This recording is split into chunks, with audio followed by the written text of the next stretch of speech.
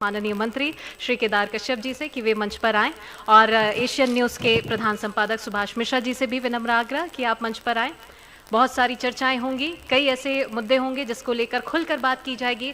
विकास की नई इबारत किस प्रकार से नारायणपुर गढ़ता चला जा रहा है, जो जिस आज के इस कार्यक्रम का जो हमारा मुख्य उद्देश्य है उसको भी लेकर व्यापक रूप से विस्तृत चर्चा आज के इस कार्यक्रम में यहाँ पर होने जा रही है। तो मंच पर एशियन न्यूज़ के प्रधान संपादक श्री सुभाष मिश्रा जी और माननीय मंत्री छत्तीसगढ़ शासन श्री केदार कश्यप जी।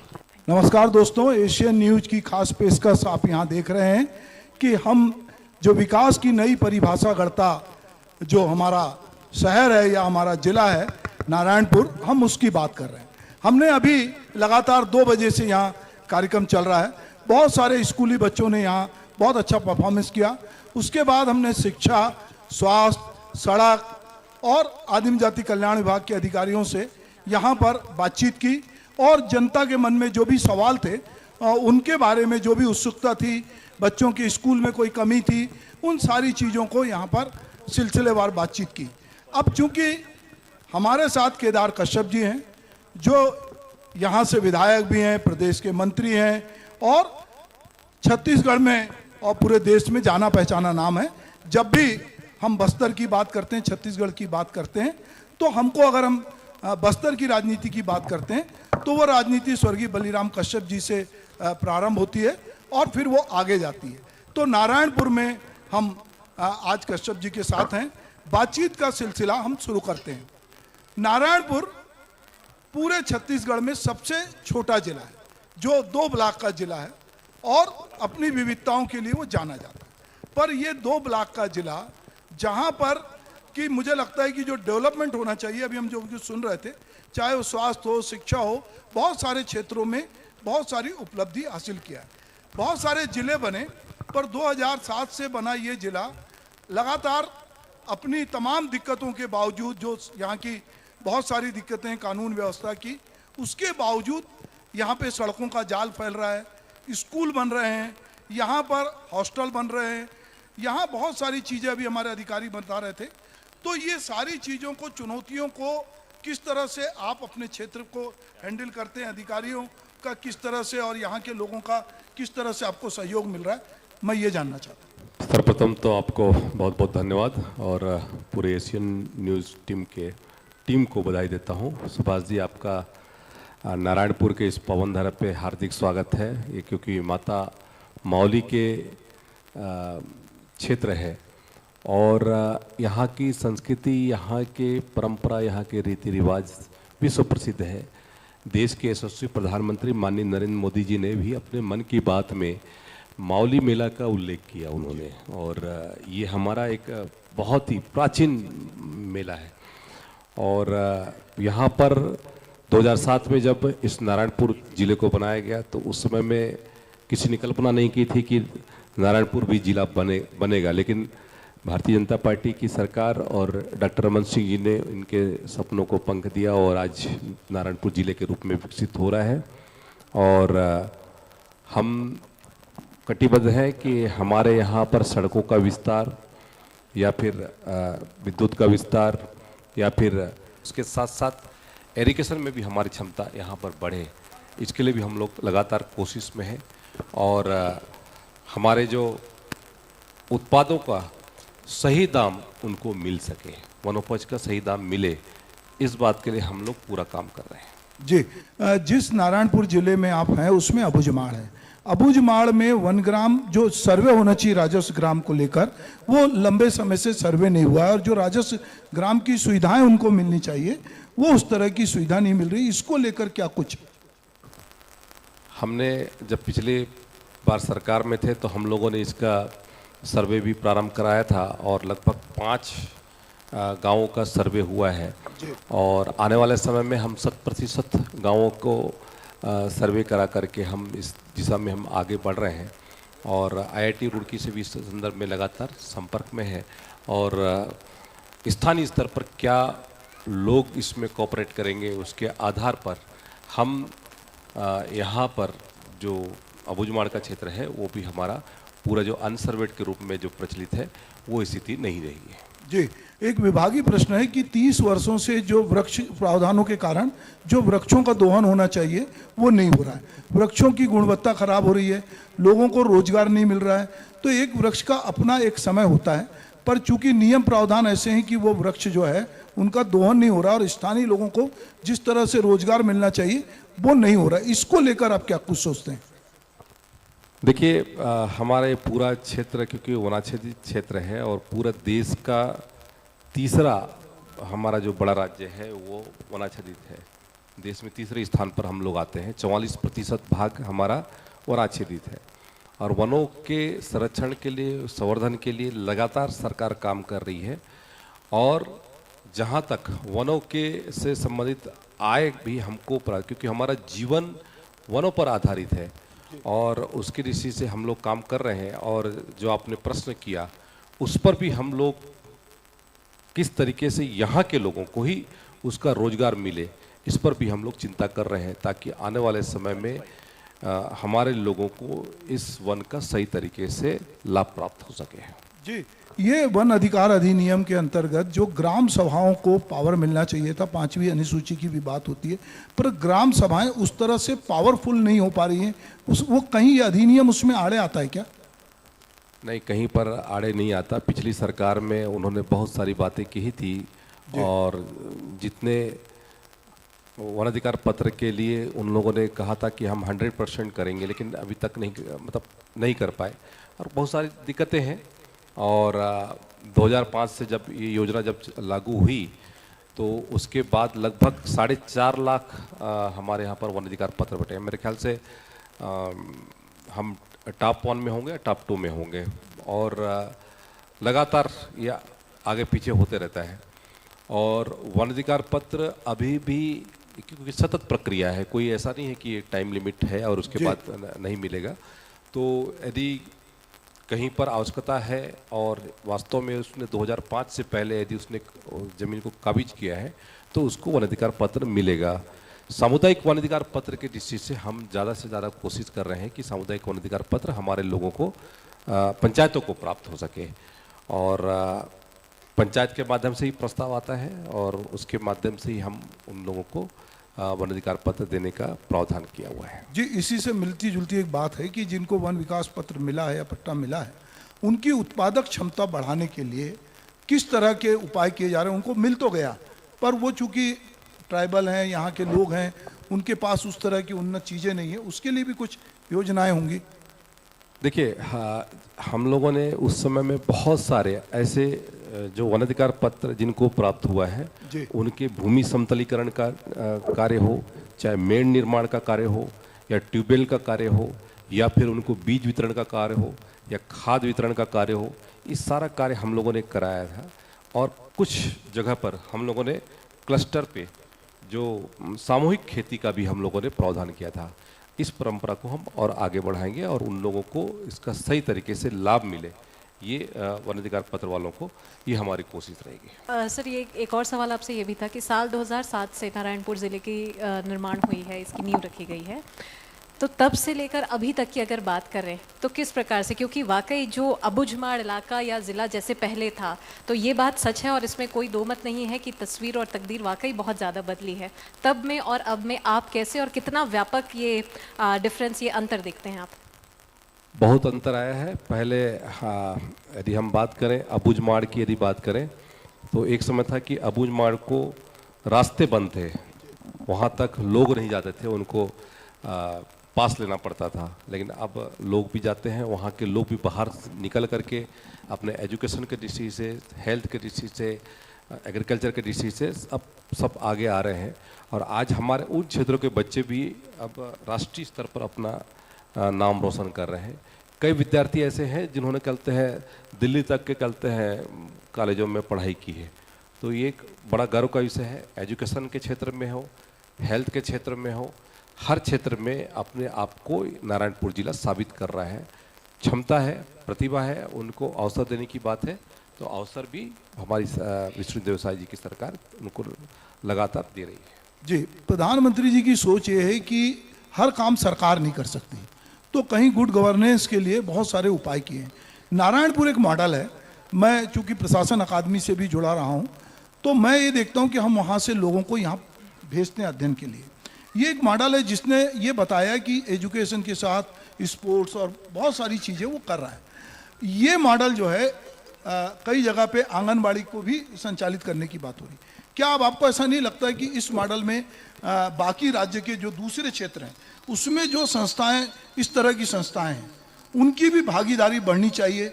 जो आध्यात्मिक संस्थाएं हैं, जो जन सेवा का काम कर रही हैं, एनजीओ की तो मदद लेते थे, पर एनजीओ बहुत सारे अलग अलग तरह से काम करते हैं, पर ये जो संस्थाएं जिनकी अपनी प्रतिष्ठा है और जिनकी गुडविल से हम समझते हैं कि नारायणपुर की जब भी बात आती है तो विवेकानंद आश्रम की, रामकृष्ण आश्रम की बात आती है, तो क्या ऐसा नहीं लगता कि ये जो मॉडल है हमारे छत्तीसगढ़ का, जिसकी प्रधानमंत्री भी बात करते हैं, उसका ये मॉडल आगे जाना चाहिए? बिल्कुल। रामकृष्ण आश्रम हमारे नारायणपुर की आत्मा है और लगातार स्वास्थ्य के क्षेत्र में, शिक्षा के क्षेत्र में, आईसीडीएस में, पीडीएस में, सारे सिस्टम में उन लोग का काम दिखता है और बहुत अच्छे तरीके से हमारे बच्चों को प्रोत्साहित भी करते हैं। अनुशासित रख करके हमारे बच्चों को आगे बढ़ने के लिए उनका मार्गदर्शन भी मिलता है। और प्रदेश के अलग अलग स्थानों पर भी रामकृष्ण आश्रम की संस्थाएं हैं। विवेकानंद आश्रम जो चलते हैं हमारे रायपुर में भी चलते हैं, स्थापित है कोटा में। तो ऐसी संस्थाओं के माध्यम से हम अपने बच्चों का भविष्य आगे तय कर सकते हैं। बच्चा केवल शिक्षित हो यही नहीं महत्वपूर्ण नहीं होता, बच्चा संस्कारित हो, देशभक्ति की भावना से ओतप्रोत हो, राष्ट्रीयता की भावना उनमें जगे, इस दिशा में सबको काम करने की आवश्यकता है। सब हमारे सारे संस्थाएं इस दिशा में काम कर रही है और मुझे लगता है कि हमारे ये जो रोल मॉडल है, इस रोल मॉडल से अपने संस्थाओं को हम कैसे और अपडेट कर सकते हैं, किस तरीके से। चाहे हमारे यहाँ का आईआईटी देख लीजिए आप, जाकर के एक बार कहते हैं रामकृष्ण का, तो ऐसे बहुत सारे वो है जिसमें हमारे बच्चों को अलग अलग सिस्टम के माध्यम से उनको प्रशिक्षित करके उनको आगे बढ़ने के लिए एक अवसर दिया जाता है। तो निश्चित तौर से हम लोगों ने इन्हीं से ही शिक्षा लेकर के, जब मैं लास्ट टाइम एजुकेशन मिनिस्टर था और मेरे पास ट्रैवल वेलफेयर भी था, तो हम लोगों ने छूलो आसमान चालू किया, प्रयास चालू किया, ट्रैवल यूथ हॉस्टल की चालू किया, जिसके माध्यम से हमारे बच्चों को हम लोगों ने यहाँ से लेकर के रायपुर से लेकर के दिल्ली तक वहाँ कर ले जा करके उनका अध्यापन का कार्य हम लोगों ने कराया। अब आने वाले समय में हम एग्रीकल्चर के दृष्टि से भी हम वो करेंगे, सामूहिक खेती की दृष्टि से, और बाकी जो एग्रीकल्चर में और भी बहुत सारे वो है उनको भी हम उसमें शामिल करेंगे। जी, मलखम में और फुटबॉल में नारायणपुर जो है उसने एक बड़ा एक नाम कमाया है और इसके यहाँ के बच्चे निकलकर देश की टीम में, राज्य स्तर पे भी ये विजयी हुए हैं, देश में भी गए, देश के बाहर भी कुछ बच्चे जा रहे हैं। जैसे एक कोटा है, मान लो वो एजुकेशन का एक कोचिंग का हब है, अलग अलग जगह भिलाई में कुछ लोग जो छत्तीसगढ़ में रहते हैं अपने बच्चों को पढ़ने के लिए भिलाई रखते हैं। मुझे लगता है कि इतना पोटेंशियल जिस जगह पर है, तो इसको एक हब के रूप में कि फुटबॉल, जैसे मैं जब ने नारायणपुर के बारे में जानने की कोशिश की तो मालूम पड़ा कि यहाँ पे अभी 32 टीमें आई थी, पूरे देश भर का यहाँ पे खेल हो रहा है। लगातार बहुत सारी चीज़ें जब हम जानना चाहते हैं तो मीडिया में भी बहुत सारी चीज़ें उस तरह से नहीं है। तो मुझे लगता है कि नारायणपुर में जो पोटेंशियल है, खास करके मलखम का या हुआ ये फुटबॉल वाला या और बहुत सारी चीज़ें जो एथलेटिक्स में, इसको लेकर किस तरह की कुछ एक बड़ा मुझे लगता है कि कुछ काम होना चाहिए उस दिशा में। आपके दिमाग में कुछ है? बिल्कुल काम होगा और मैं आपके संज्ञान में लाना चाहूँगा कि हम लोगों ने ही मलखम का जो इन लोगों को प्रशिक्षण देना और सब कार्यक्रम के दृष्टि से बढ़ाने की दृष्टि से सहयोग करने का काम भी किया था। और आज हमारे बच्चे मलखम में जिस तरीके से प्रदेश से लेकर के राष्ट्रीय स्तर पर अपना परचम लहरा रहे हैं और अलग अलग जगह पर जाकर के अपने प्रदर्शन कर रहे हैं। मैं उनके प्रशिक्षक भी हमारे साथ में जुड़े रहते हैं, उनसे भी चर्चा होती है और उसको कैसे आगे बढ़ाया जाए इसकी दृष्टि में हम लोग काम कर रहे हैं, क्योंकि पीवीटीजी के बच्चे हैं और हमारे बच्चों ने हर जगह पे अपने आप को साबित किया है। उसी तरीके से हमारे फुटबॉल की टीम जो यहाँ पर गांव-गांव में होता है और इसके लिए भी हम लोग कार्य योजना बना रहे हैं, ताकि हमारा ये जो फुटबॉल, क्योंकि बहुत ही सीमित जगह ऐसे है जहाँ पर फुटबॉल का खेल होता है, और हमारा ये क्षेत्र उस मामले में बहुत अग्रणी है, और यहाँ के बच्चे हमारे राष्ट्रीय स्तर तक के टीम के साथ में खेलते हैं। तो ये हमारे लिए गर्व का विषय है। आने वाले समय में क्योंकि परसों हम लोग रायपुर में बैठे थे, तो केंद्रीय जो हमारे खेल मंत्री थे हैं, मतलब मनसुख मांडविया जी, जो हमारे प्रभारी भी रहे, वो स्वयं यहाँ पर आए हैं, उनसे भी चर्चा हुई है, और उनको भी हम लोगों ने कहा है कि इसके लिए हमको अलग से प्रोत्साहन आपके माध्यम से मिले। तो उन्होंने इस बात के लिए स्वीकृति दी है, और हमारे इन बच्चों के भविष्य की दृष्टि से, चाहे वो फुटबॉल हो, चाहे हमारे एथलेटिक्स हो, और या फिर हमारे मलखम्ब की दृष्टि से हो, जिस भी क्षेत्र में वो करना चाहते हैं उस क्षेत्र से उनको यथासंभव मदद किया जाएगा। जी, अभी हम बच्चों से बात कर रहे थे जब इस कार्यक्रम के पहले, चूंकि हमारे साथ शिक्षा, स्वास्थ्य, सड़क इसके अधिकारी बैठे थे, तो हमने बच्चों से बहुत सारे सवाल करे। बच्चों के बीच में से 2-3 चीज़ें जो निकल के आई, जो मैं आपको फीडबैक देना चाहता हूँ कि स्कूलों में टीचर नहीं है, अतिथि शिक्षक की प्रक्रिया जारी है। तो बच्चे चाहते हैं कि स्कूल में जितने जल्दी हो अतिथि शिक्षक की भर्ती हो जाए, ताकि बच्चों की पढ़ाई डिस्टर्ब ना हो। दूसरा, कुछ बच्चों ने बताया कि उनके स्कूल में अभी भी पानी टपक रहा है, थोड़ी दिक्कतें हैं। अभी हम कलेक्टर साहब, एसपी साहब के साथ जब बातचीत करेंगे तो पर ये मैं सिर्फ आपके जानकारी में ये लाना चाहता था। मैं एक बात आपसे कहना चाहता हूँ, जब बात आती बस्तर की, तो अभी ठीक है कि बहुत सारी चीज़ें बदल रही है, पर बहुत सारे लोगों के बीच में बहुत सारी अलग अलग तरह की बात है। जब हम भुजमाड़ की बात करते हैं, तो कहीं ना कहीं घूम फिर के जब हम नारायणपुर, बीजापुर, सुकमा की बात करते हैं, तो वो कहीं ना कहीं नक्सलवाद से प्रभावित इलाका है। और बहुत पुलिस ने और प्रशासन ने बहुत बढ़िया काम किया है कि काफ़ी ताबड़तोड़ सड़कें बनाई है, स्कूल बनाए हैं, बहुत अंदर तक ये काम हुआ है। पर इसके बावजूद हम देख रहे हैं कि एक तरफ सरकार, अभी आपके गृह मंत्री, मुख्यमंत्री ने कहा कि हमने दोनों रास्ते रखे हैं।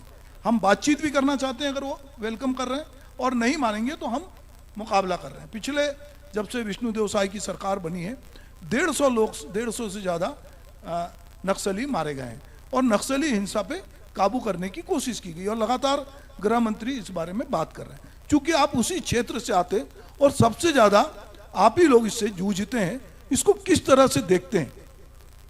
देखिए, आपने जो प्रश्न पूछा, 2 स्तर पे आपने कहा, एक तो शिक्षा की स्थिति और दूसरा नक्सलवाद के कारण से जो उन क्षेत्रों में जो डेवलपमेंट होना चाहिए उसको लेकर के आपने कहा।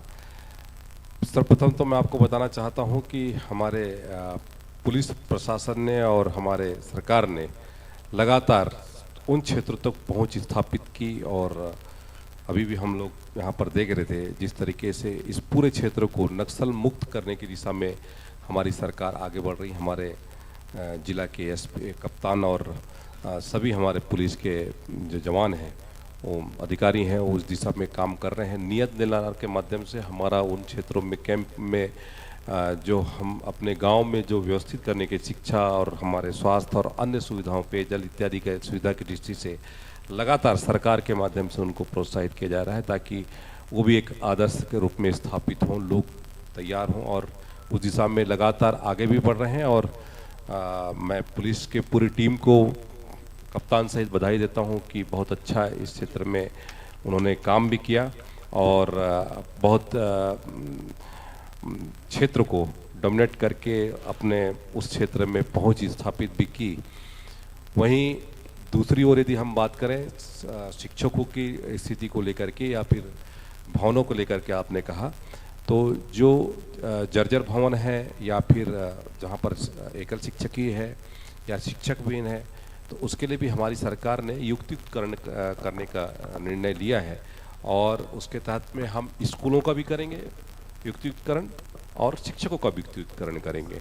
और जो हमारे सब्जेक्ट टीचर्स हैं, यदि सब्जेक्ट टीचर एक ही स्कूल में यदि 4-4 सब्जेक्ट टीचर यदि एक ही विषय के हैं, तो उन शिक्षकों को भी हम उन स्कूलों तक पहुंचाने का काम करेंगे, क्योंकि पिछली सरकार ने इस संदर्भ में बिल्कुल ध्यान नहीं दिया। यदि युक्तिकरण करने के बाद जहां पर रिक्तता बचेगी तो वहां पर हम शिक्षक की नियुक्ति भी करेंगे।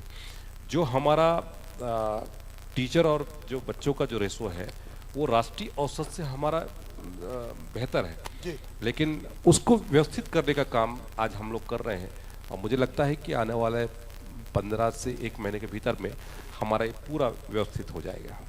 जी, तो दोस्तों सवाल तो बहुत हैं, पर कुछ लोग भी सवाल करना चाहते हैं, पर मेरा अनुरोध है कि मांग ना करें। मांग करने के लिए नहीं है ये, आपके भीतर यदि कोई सवाल है और आपने माननीय मंत्री जी से, विधायक जी से, जो यहाँ के पालक भी हैं, उनसे कोई सवाल करना चाहते हैं तो हम 1-2 सवाल के लिए आपको आमंत्रित करते हैं। किसी के मन में कोई सवाल हो तो वो सवाल कर सकते हैं, और कोई नहीं करेगा तो मैं एक गुस्ताखी करूंगा। मेरे कॉलेज के दोस्त जो हैं वो, मैं बहुत यहाँ आके इसलिए भी बहुत प्रसन्न हूँ कि मेरे कॉलेज का एक मित्र है ब्रिजमोहन देवांगन, जो बिज्जू जिसको मैं बोलता हूँ, उसी से चाहूँगा कि भाई आप पार्टी से जुड़े हैं, आपको क्या लगता है नारायणपुर में ऐसा क्या होना चाहिए जो अभी तक नहीं हुआ है, या आप किस तरह से चीज़ों को देखते हैं? मैं माननीय से चाहूँगा कि नारायणपुर तो अबूझमाड़ का एक प्रवेश द्वार है।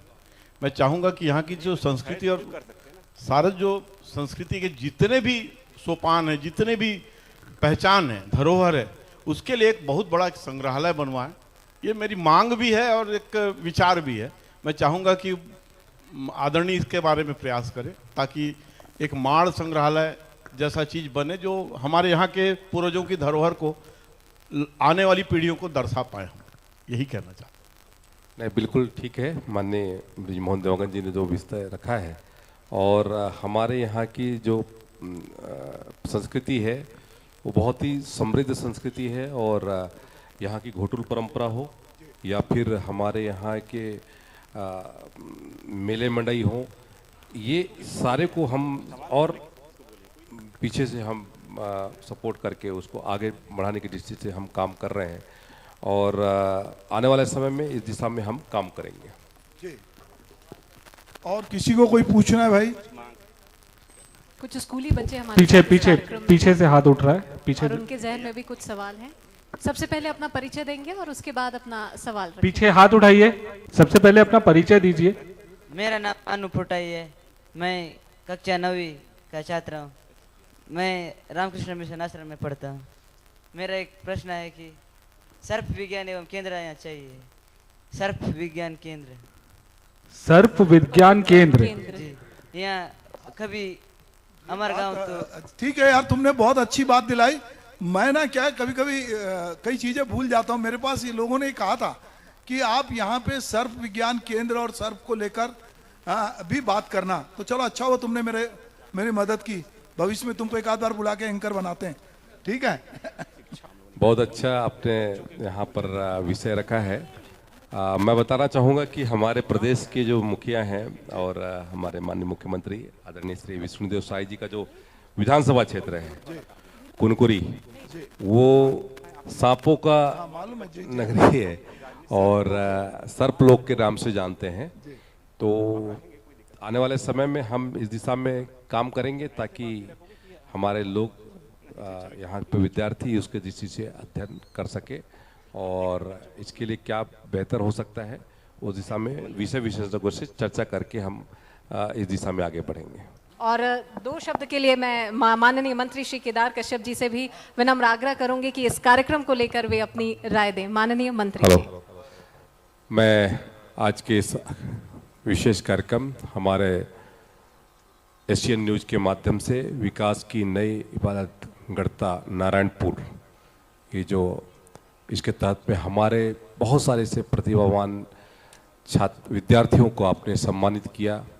अलग अलग क्षेत्रों में, एग्रीकल्चर के क्षेत्र में कार्य करने वाले को, अपने शिक्षा के क्षेत्र में कार्य करने वाले को, हेल्थ के सेक्टर में काम करने वाले को, सभी वर्ग को आपने सम्मानित किया। मैं आपका बहुत बहुत बधाई देता हूं, आपको बहुत धन्यवाद ज्ञापित करता हूं। और एक मंच के माध्यम से आपने पूरे देश भर में हमारे यहाँ के जो क्षमता है, प्रतिभा है, उसको ले जाने का काम किया है। और आने वाले समय में आपको और भी बहुत सारी सक्सेस स्टोरी हमारे इस नारायणपुर से जिले से मिलेगी, और बहुत सारे क्षेत्रों में हमारे यहाँ के चाहे अधिकारी हों, चाहे जनप्रतिनिधि हों, चाहे हमारे यहाँ के विद्यार्थी हों, हर क्षेत्र में अपने आप को साबित करेंगे।